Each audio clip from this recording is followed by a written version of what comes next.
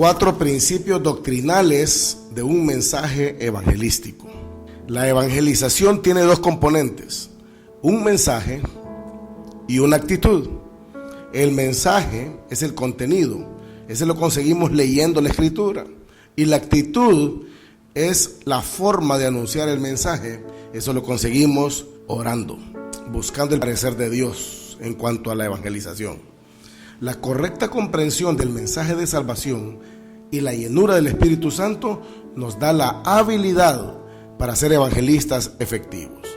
Mis queridos hermanos, no son 4 pasos recitados el mensaje de salvación.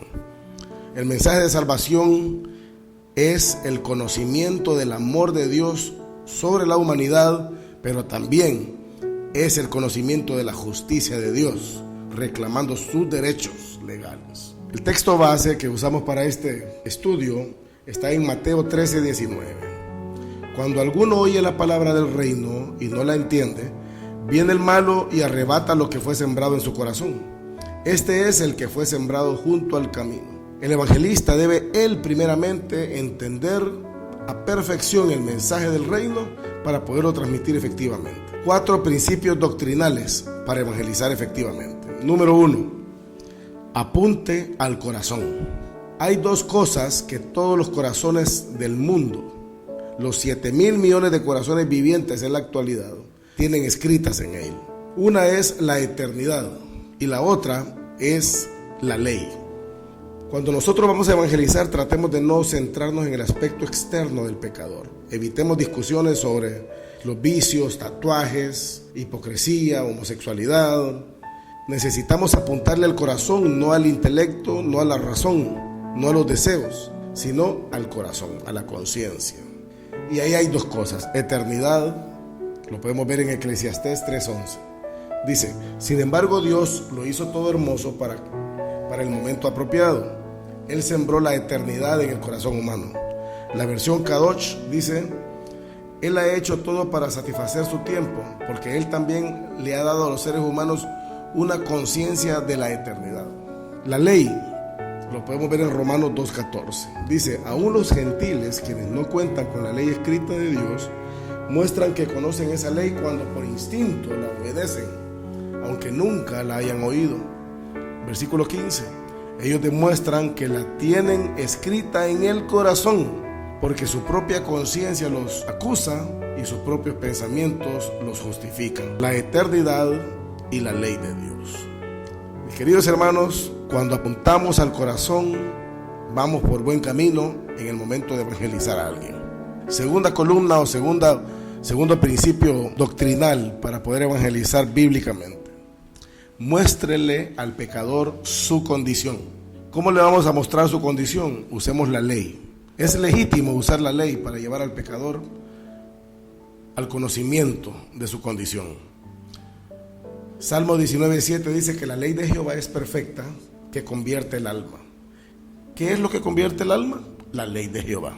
Alguno me podrá decir: pero usted está hablando del Antiguo Testamento. No, podemos ver también Romanos 3:19 y 20, que dice: ahora bien sabemos que cuanto a la ley, lo que dice a los que están bajo la ley, para que toda boca se calle y todo el mundo sea hecho responsable delante de Dios.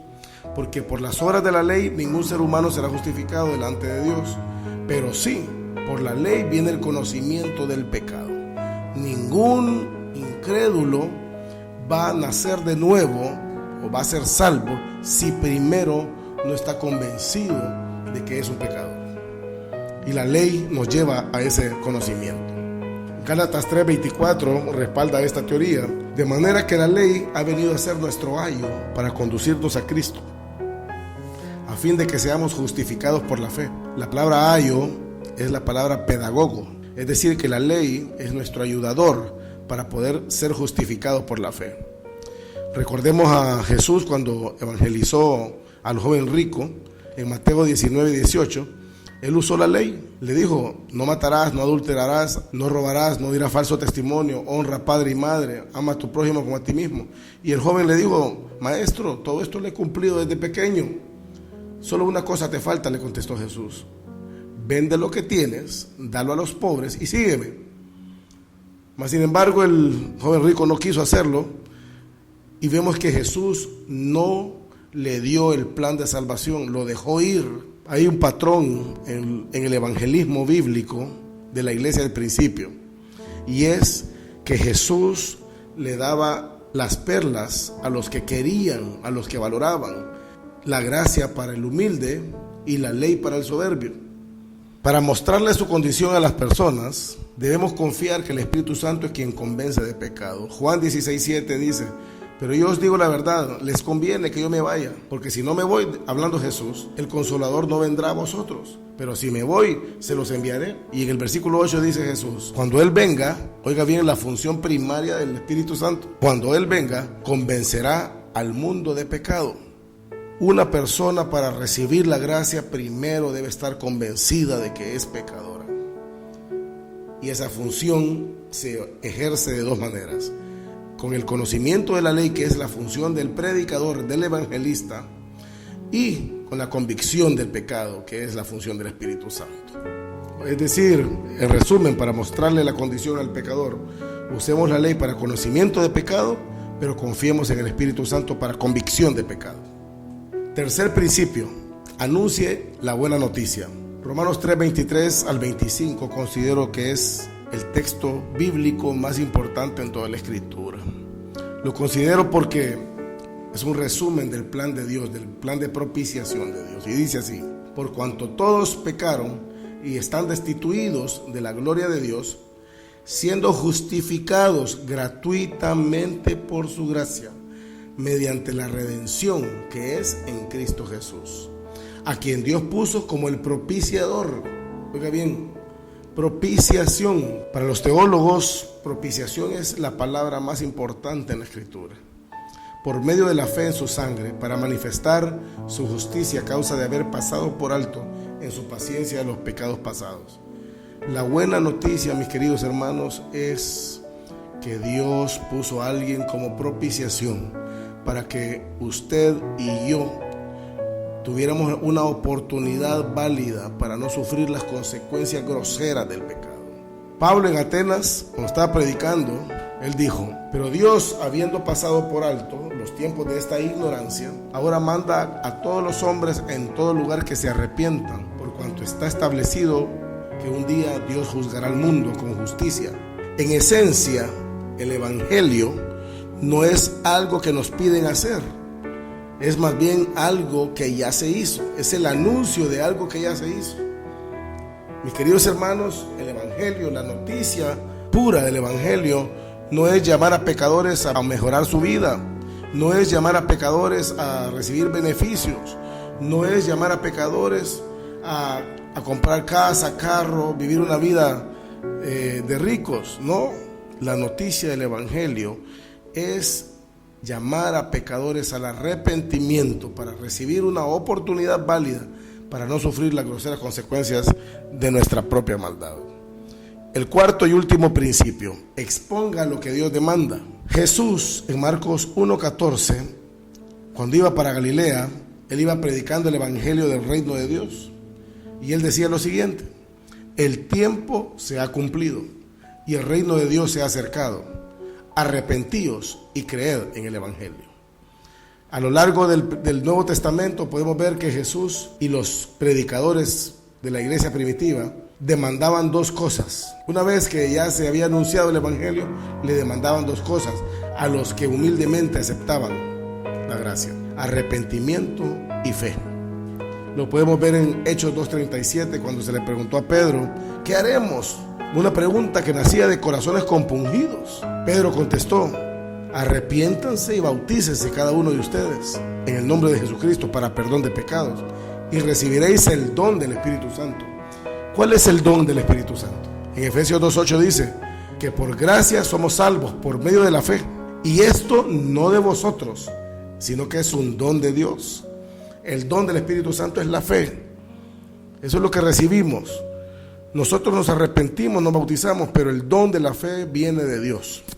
Cuando Pablo predicaba en Mileto, también hacía énfasis en que el arrepentimiento y fe es la demanda de Jesús.